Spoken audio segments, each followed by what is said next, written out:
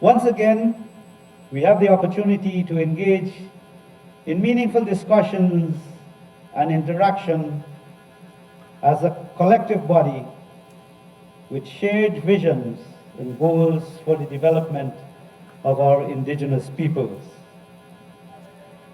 I'd like to join with Minister Garrido Low for her presentation, and I would like to add some of the other developments over these years. As is known, we've just concluded the Indigenous Heritage Celebration. Now it is time to continue our work. And I know that we sport hard and we work hard. I am aware of the challenges of both Toshaos, their councils, and their communities. I also am aware that you have successes which we deserve to celebrate, and that is why Heritage Month is so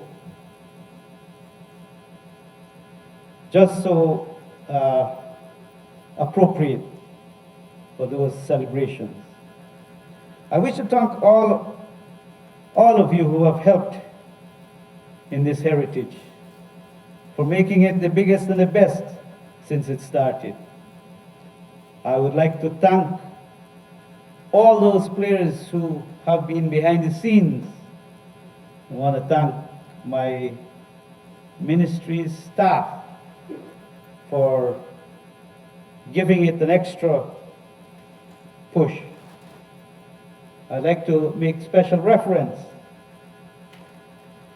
to the President David Granger, and the Prime Minister for being with us from the very beginning, including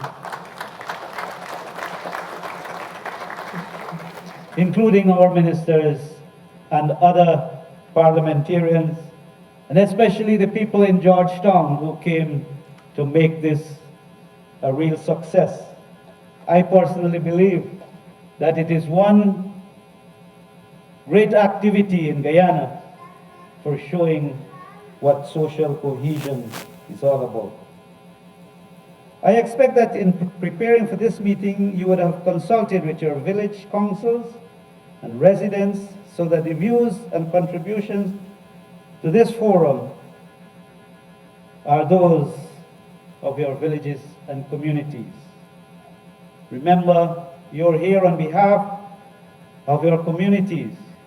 You're here to report on the plans that you have achieved and the plans that you have for the forward movement of the development of your communities.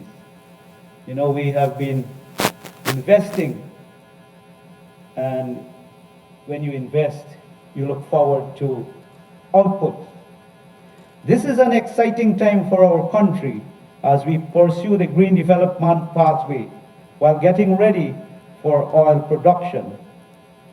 Part of the NTC's role is to ensure that our indigenous peoples benefit equally from our oil and all other natural resources by ensuring that you help to educate, first of all, yourselves with regards to the oil industry, to help to educate your people by giving them appropriate education so that we have a well-rounded workforce in all communities ready for the eventual opportunities.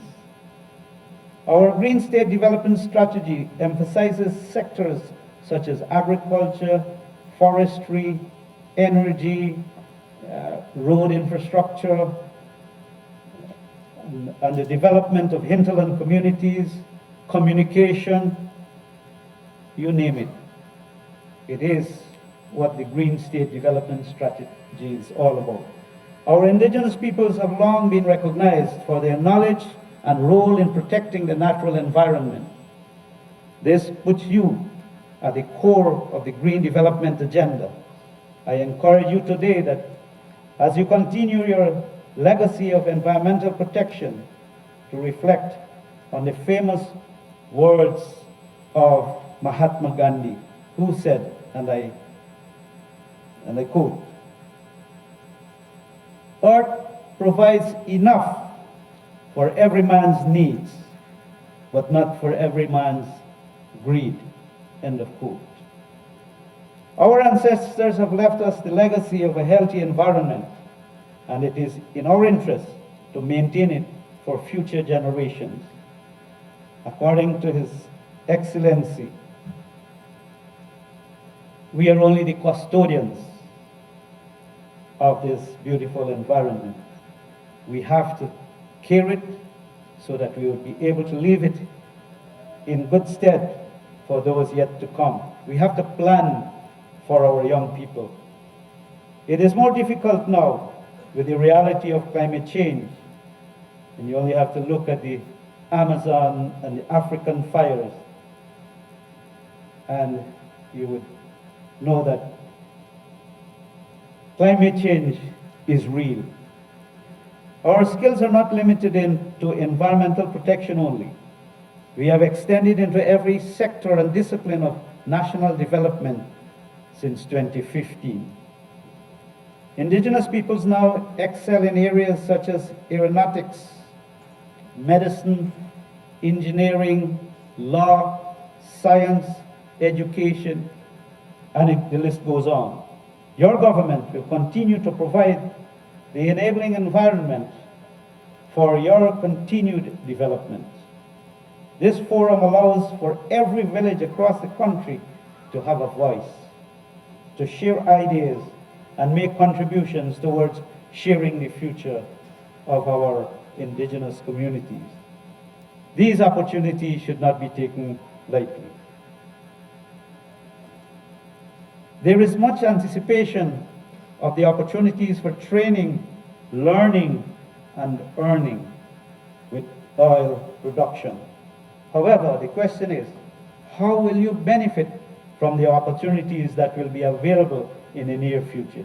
What projects should you undertake to promote economic development at the village level?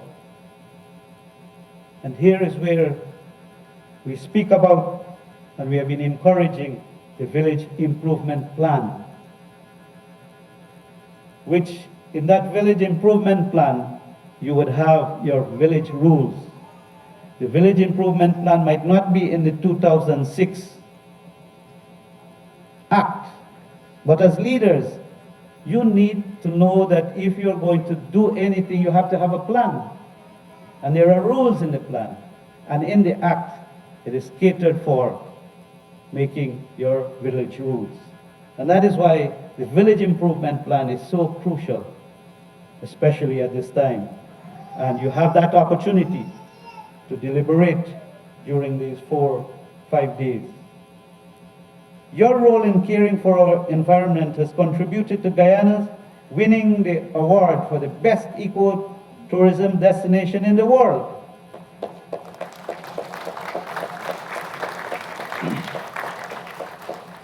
This proud achievement should motivate you to be even more committed to exploiting your natural resources in a sustainable manner. I encourage you to be futuristic in planning for your economic development with the resources that are available to you. Every single village is unique in its own way.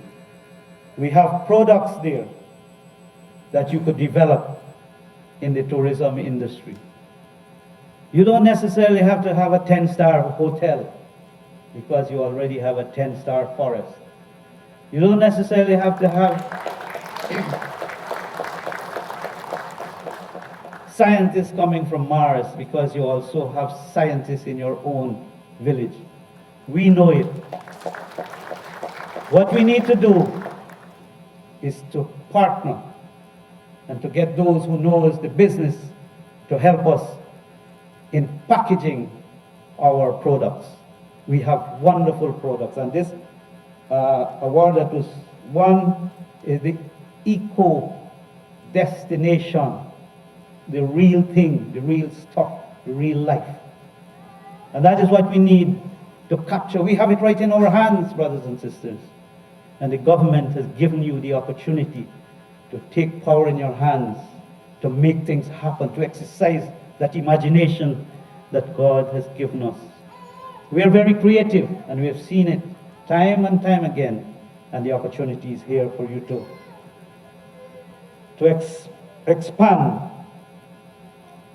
Our government is aware that the model that was used 20 years ago needs to be adjusted.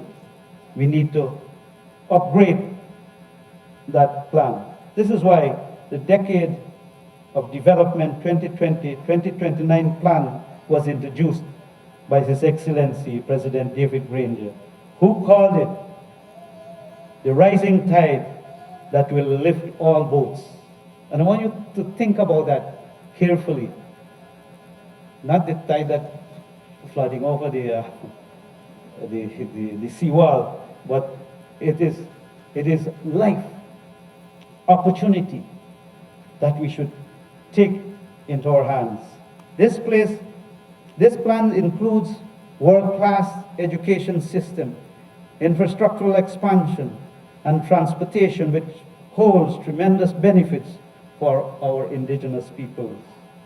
And you, I'm quite certain, will agree that we need these facilities to propel us into the development and to that good life that we are talking about. We are already building institutions to provide for education and training, such as the Bina Hill Center, where we are now having a green center, where students will be taught to be specialists. They will be specialized of high quality in every aspect of development. Skills, we need a workforce that is skilled. And we cannot wait until the oil is here. We have to prepare, well, it's already here, but I know we have been preparing. You need to continue that preparation. We are also, there's a plan at the moment, a feasibility study on its way for similar institutions in regions 1, 7, and 8.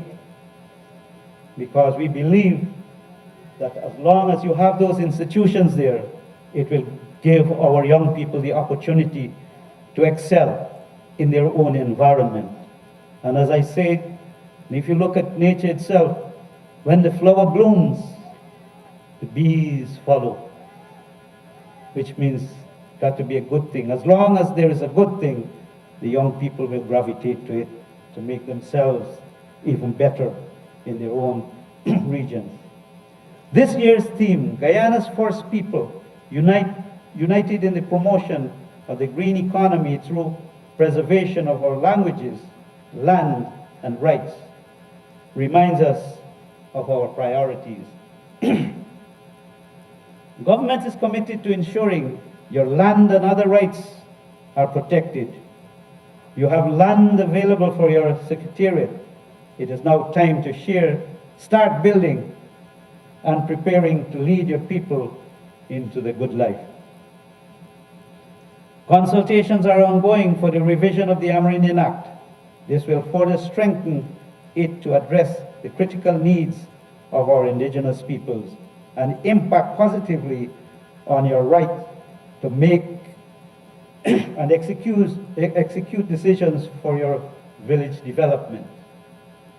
You see, we have to upgrade, as time goes on, we have to upgrade our act to strengthen it for it to be used for our development, to defend us. Your village improvement plans are highly important, and leaders should be exploring all possible sources of funding. You should also consider cottage industries as potential VIPs and ensure that your village is involved people will be more keen in making sure that the VIP works if they are involved and if they are aware of the benefits that they will enjoy. Seek funding also for research and environment of traditional products such as medicinal properties from the forest, fruits from the forest. Look at what you could be getting from the natural environment without too much harm. Organize yourselves and build partnerships that will propel your village development. Help Guyana to create its own model. You know, I always say we are too foreign-minded. We need to be foreign-minded. We have to have a Guyanese model, and we have that capacity. Toshaos, you have a job on your hand, a job on your shoulder to help to create, help to give advice to the policymakers to create our own image. I listen to some of our Guyanese who sounds like Jamaicans. Nothing wrong like singing like a Jamaican, but I want to hear you sing Guyanese. Let us take time to review the progress that we have made over the past 4 years, 4 months. While there is still much to be done, the ministry is proud of its accomplishments in sports, education, health and other sectors. And Minister Lowe alluded to the many things that we have been doing. But I would just like to bring you back a little bit, just to refresh your memory. We had to put some things in order. And that was to allow persons to feel comfortable when they came to NTC. So we did not want to block the media. We didn't want to block the other indigenous NGOs or friends, because we're all Guyanese. And it would be better for persons to visit, to listen, and to get the truth before fake news is peddled. And that was one achievement that I am so happy about, that we could today continue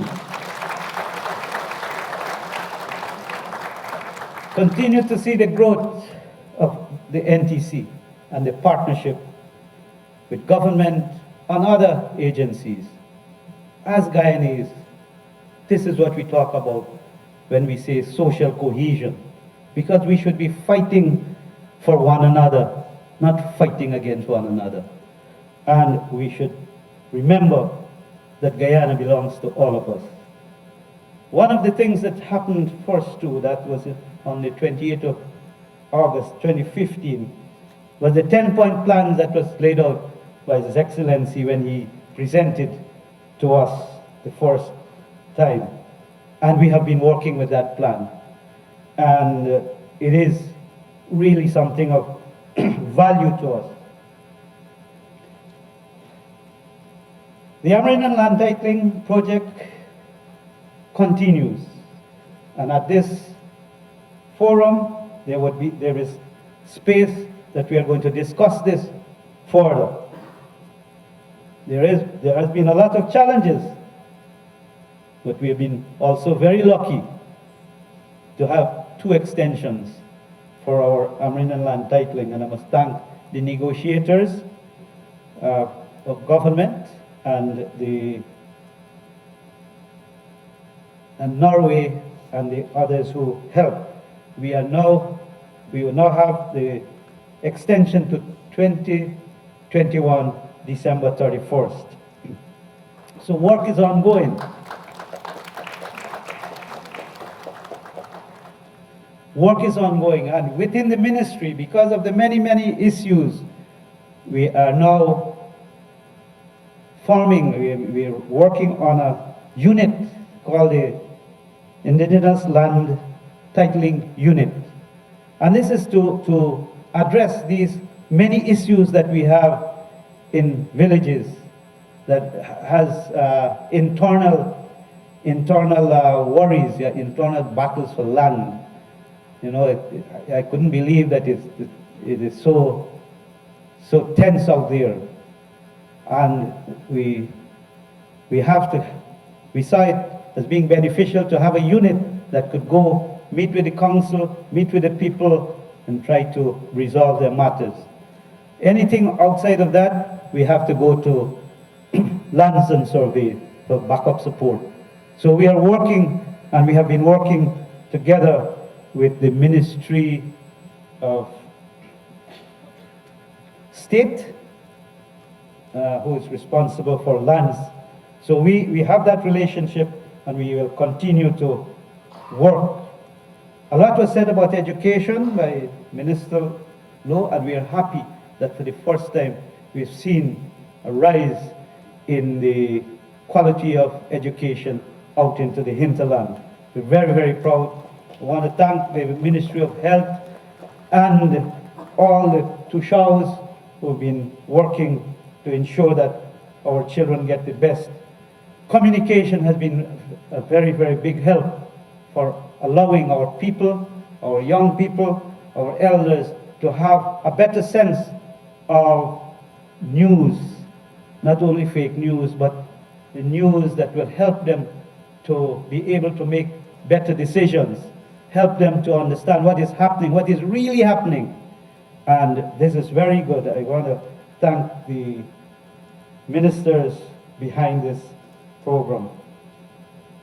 I would like to also say that we have upgraded and rehabilitated the indigenous hostel to provide a more comfortable environment for patients who require medical treatment in Georgetown.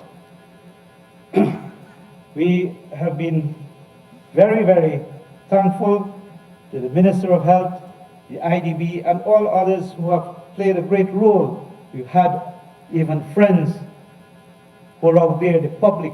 We've had friends coming to give us support in times of need.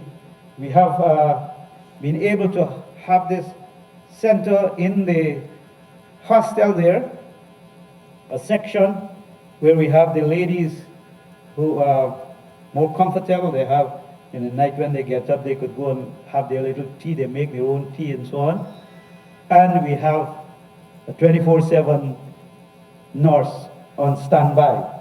We have also added another wing to that facility to accommodate more people. We also have Toshaos. We have the part with the Toshaos rooms. You could go there for a good rest. The building which houses the Ministry of Indigenous Peoples Affairs was also extended to accommodate the increased staff that are needed to better serve our indigenous peoples. We have more CDOs. We have 10 new welfare officers because of the vastness and the needs in those communities. There is still yet a lot to be done. We need proper transport. We need better communication, better road links, but all of that is happening slowly but surely. We are on target, I think. We continue to network with other ministries such as health, education, housing, infrastructure, security, and the list goes on. We work together because we believe that is the best way of stretching the dollar, if I may say that. We have ongoing projects in every sector of this region under the ADF and the presidential grants. And you would know of those projects because you have been asked to provide your project proposals and to execute those jobs, those works, those projects. Housing, there is the Hinterland Housing Project, which is near completion in Kako, Warwata, Quibinang, and Camarang, also in Region 7. This is testimony of your government's commitment to improving the living standard of indigenous peoples. And it will continue. It will get bigger and better as we get the flow of resources. We are proud to have developed, and Minister made mention of that, this first sun-dried tomato system in the Pacaraimans. And those from Region 8, PK would know what we're talking about. There's a beautiful facility there to get the water out of the tomatoes and to add value for a product that we never believed could have, after a challenging start, it's now flowing. I think they have too many now, but it's always good to have too much than too less. And this has become successful because of the closeness of the Ministry of Agriculture and IST with the science in it. So we work together to achieve. So you see, unity, partnership works. We continue to empower our young people through the Hinterland Employment Service, as was elaborated on by Minister Lowe. We also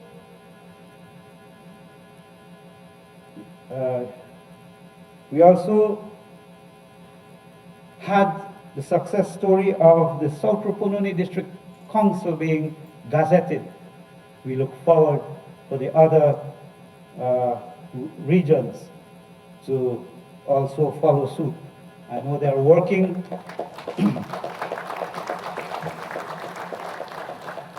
I know you have been working feverishly at it. Keep going, and we would eventually have that done. I would like to say also that I don't know if everyone knows, but in the Upper Maz, there was an amnesty where a lot of Bushmasters were recovered. You know this Bushmaster? Right, all of us who brought them back would know what it was. Shotguns, illegal shotguns. We've been able to make that legal by supplying over 100 shotguns at a cost, of course. You bought them, you got your certificates, and Minister Kemraj is here, and the President is here. The President made that promise. It took a little time, but I think good things come to those who wait. And we have been able to deliver. You requested, we deliver. Ladies and gentlemen,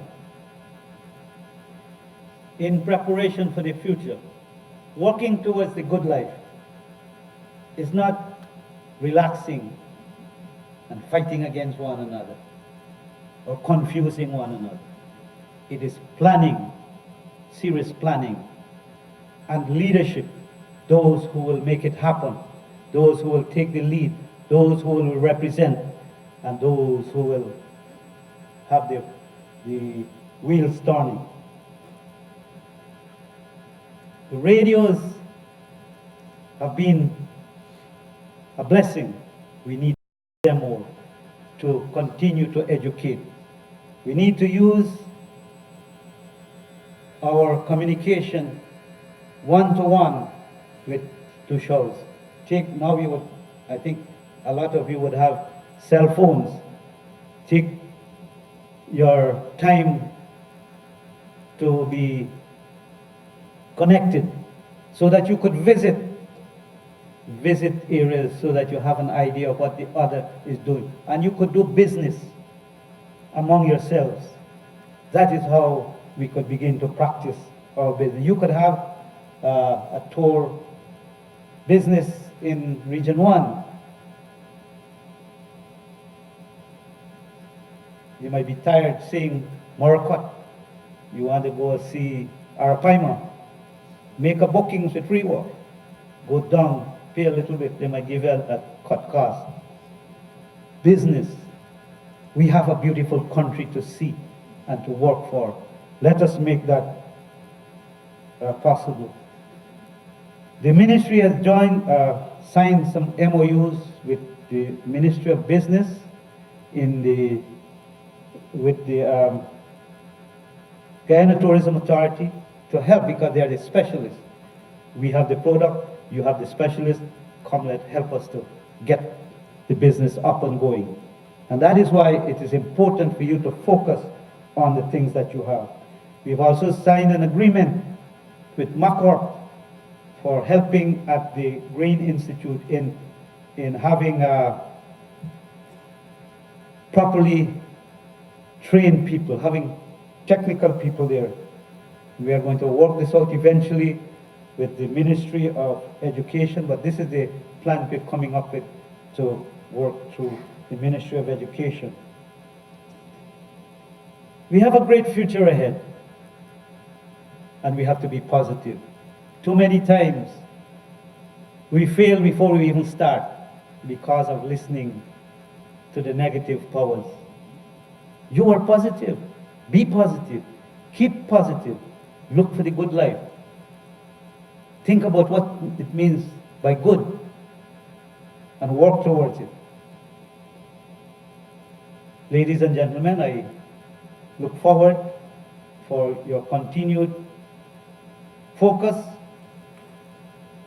During this week, you're here for business. You're here to work for your community, not to waste the time idly out. You're here because of the great work ahead. I would like to say to you, take full opportunities of your planning and let us work to build your community.